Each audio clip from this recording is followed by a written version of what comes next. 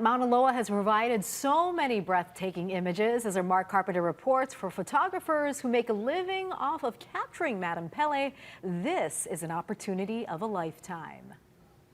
As soon as Mauna Loa woke up from its near 40-year slumber, veteran volcano videographer Mick Kalber didn't waste any time getting to the summit for the images of a lifetime. Yesterday was really, really good. Today was epic.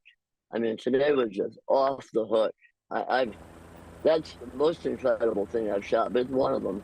It's right up there. This is a shot of fountains at the Northeast Rift Zone, and the eruption is already so expansive. Well, the flow had to be 4 or 5 miles long.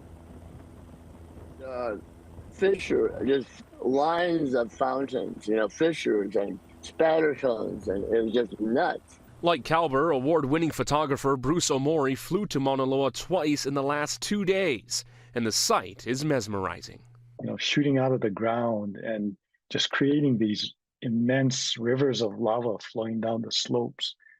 This is mind-blowing. Both have spent decades tracking the magic of Hawaii's volcanoes, and for as many helicopter shoots and photos they've captured, the moment never gets old and puts a lot into perspective.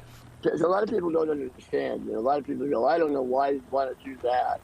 Why would you want to live in a place that has, where you have the chance of losing your house, But the fact of the matter is, places like this that are volcanic, they're alive. Seeing Earth create new land and just this whole process is just, it's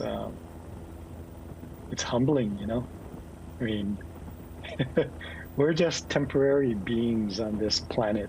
Mark Carpenter, Hawaii News Now.